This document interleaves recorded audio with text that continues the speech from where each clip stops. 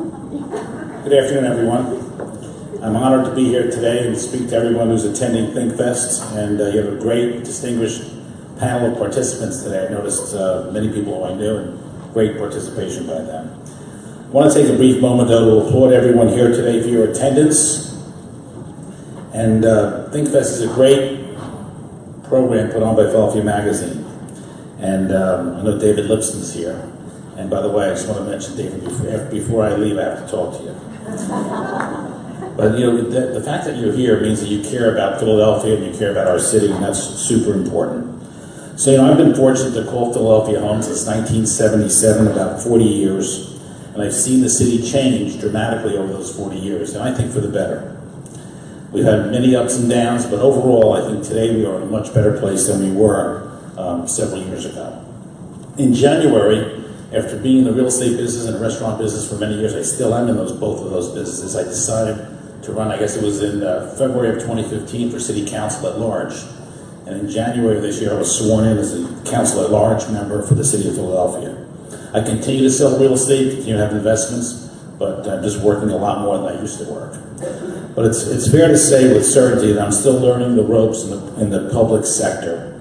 However, I think to date we've made some great strides in bringing new ideas and solutions to the city of Philadelphia.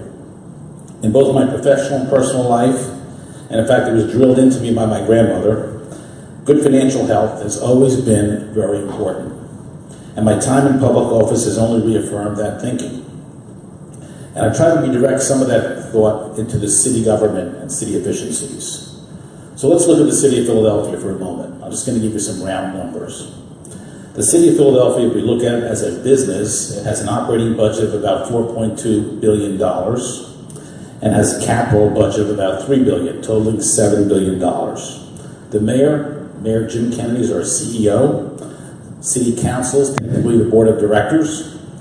And we have 1.5 million stakeholders, actually 1,560,000 people living in this city.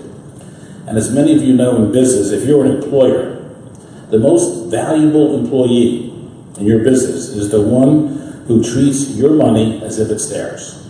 Very valuable. We need to bring more of that attitude and mentality to government in the city of Philadelphia. In order to help lead our city government on a more fiscally responsible and financially healthy plan, I've laid out a roadmap to help move us forward. And basically, I'm trying to show the city of Philadelphia where potential business efficiencies can occur to generate more money. You heard previously Catherine speak about 400,000 people in poverty in this city. We have 186,000 in deep poverty. Deep poverty definition, less than $1,000 a month. So here's number one. It's right up there. Improving our tax collection efforts. This is one of my favorite topics. And we'll just give you the quick overview. I won't bore you with a lot of details, but it's important to understand this is some serious money. It's been my number one priority for the last few years, and it's crucial to the health of the city of Philadelphia. As some of you may know, and some of you may pay, the city of Philadelphia has 20 local taxes on the books. All of them have some level of delinquency, which isn't uncommon. Every month I receive from the Revenue Department a statement of the 20 taxes, what's owed, what's been paid, what's outstanding, interest and penalties, like you would if you were running a corporation. And they've been very cooperative. Revenue, Finance, and the administration has been extremely cooperative. However, the biggest issue is that we only collect 92% of our real estate taxes. And to put in perspective, the national average is 96 to 97%. And what makes it more unsettling is the bulk of our delinquencies are real estate taxes, of which 40% of the real estate taxes that aren't paid are people who don't live in Philadelphia. 40% don't live in Philadelphia. The dollar value, roughly $492 million of delinquent taxes. 90,000 accounts are delinquent. Our collection rate, again, is 92%, which means that 8% do not pay, or about $104 million a year we do not collect. I want to repeat one thing. 40% don't live in the city of Philadelphia. 40%. 50 to 60% are commercial investors and property owners. So who are we protecting? 92% of us pay. We should be collecting on the 8%.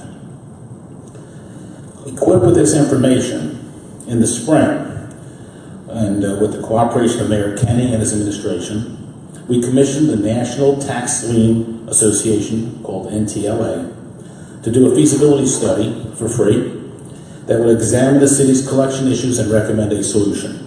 The results were astonishing. In the city of Philadelphia, if we were to implement the method that the study recommended, known as securitization, which has been implemented, by the way, by New York City.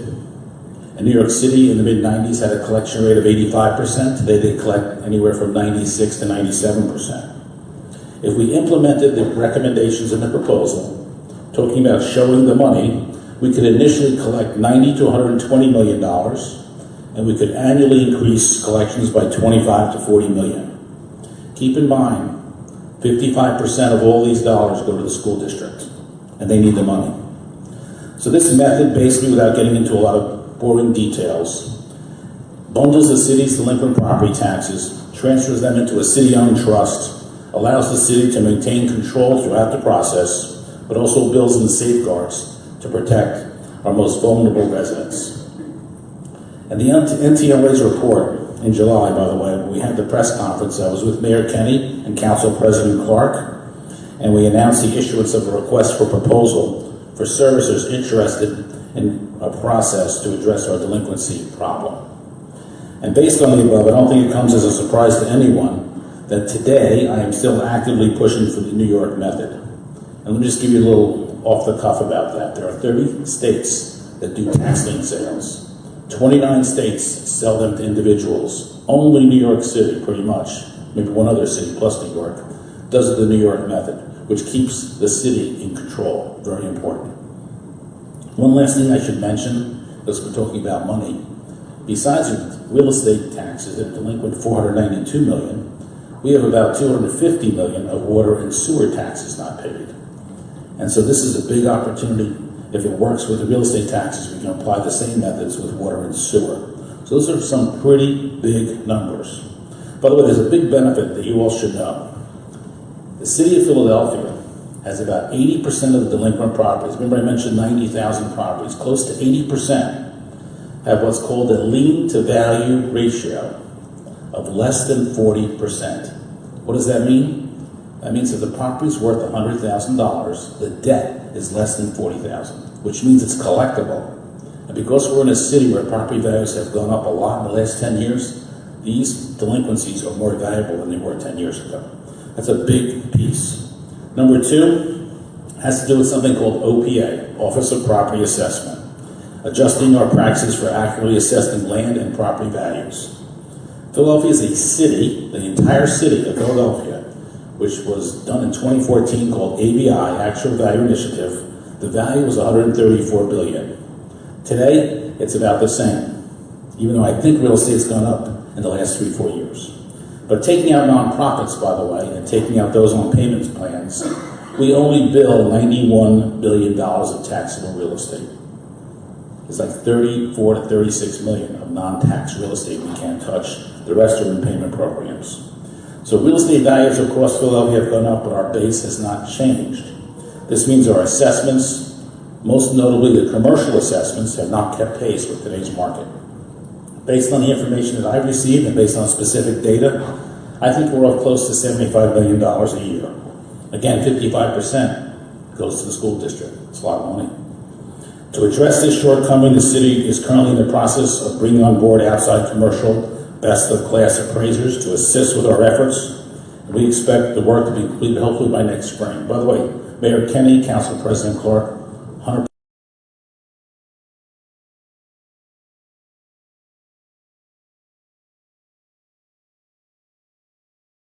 square that sold for $35 million. It's a big piece of land. It's assessed for $4.5 million. That's the type of stuff we have to fix. And I can give you about 1,000 properties like that. That needs to be fixed.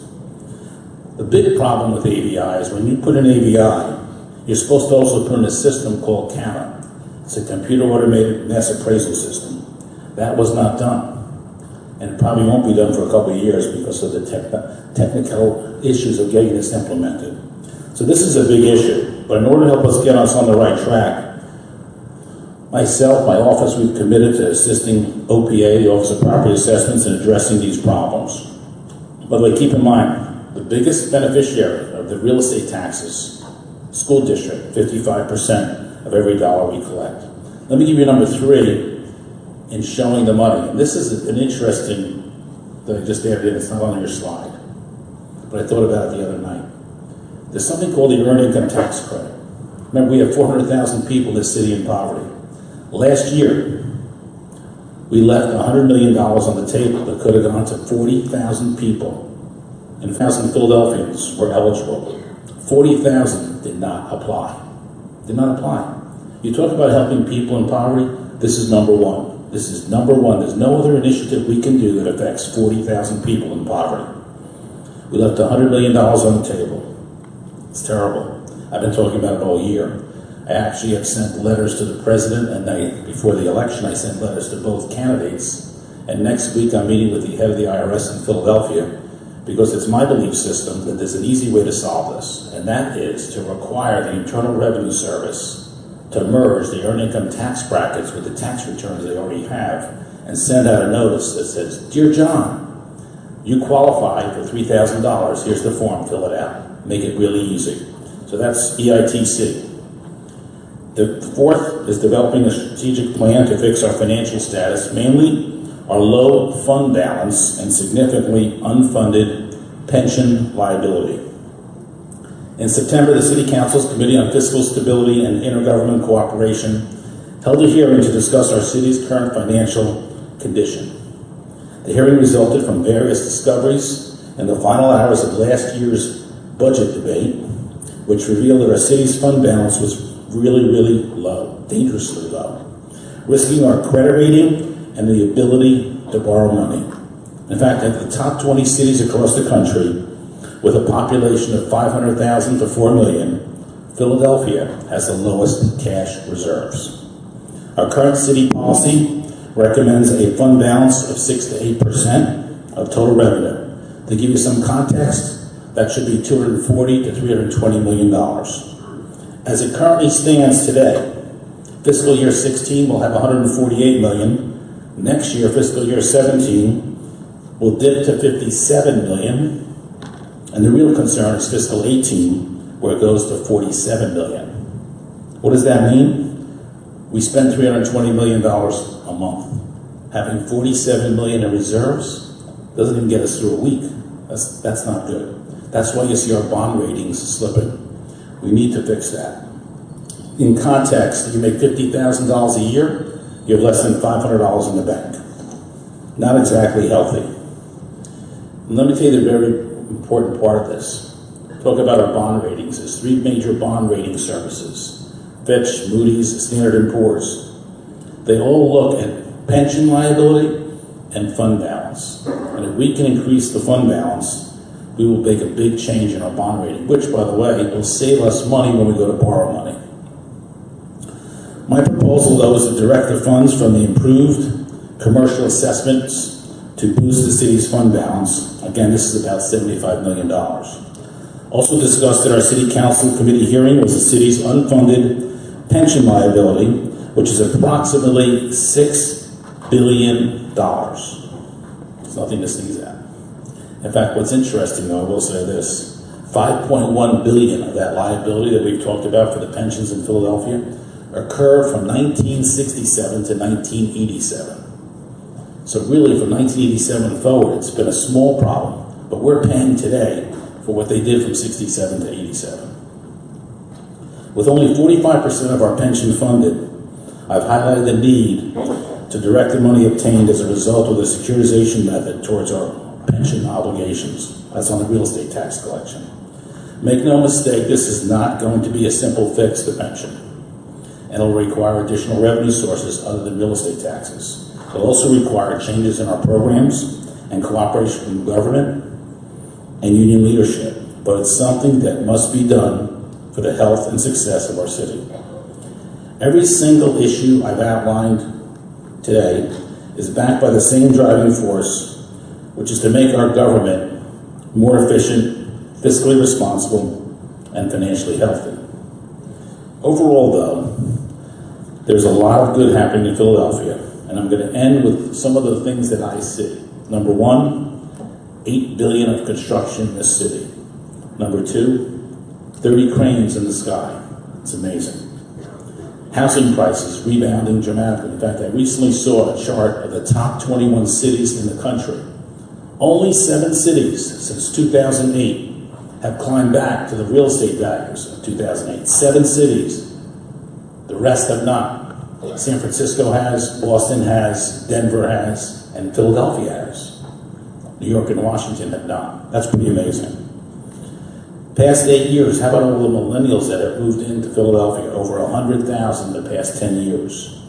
The non-native college graduates that have stayed in Philadelphia. We used to say we had a brain drain. Everyone would leave Philadelphia. In fact, the statistics, if I recall, were like 22 to 24% 8 to 10 years ago. And today they were 45%, which means that parents of children where the parents don't live in Philadelphia, 10 years ago, 22% of those kids stayed here. Today, 45% stay here. Boston's like 50. I never thought we'd catch Boston.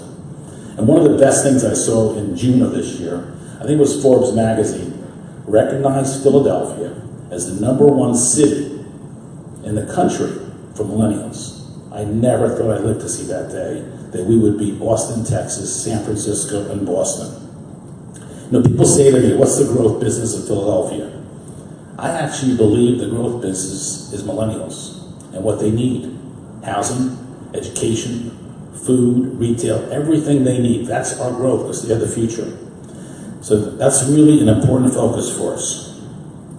Now, we owe it to the taxpayers of the city and to ourselves to make government as efficient as possible and make sure the success story of Philadelphia continues well beyond the 21st century. And a lot of these things that I've talked about today require the forward thinking what's going to happen 10, 15, 20 years from now, not just, what's going to happen tomorrow. You have to think long term, which I don't think in many governments they think long term, but you need to do that. The example is, look at what we're paying for in the pensions. They didn't think long term from 67 to 87. They just made a deal to get through the day. Now we're paying for it. So we have to change that thinking. Anyway, thank you for having me here today.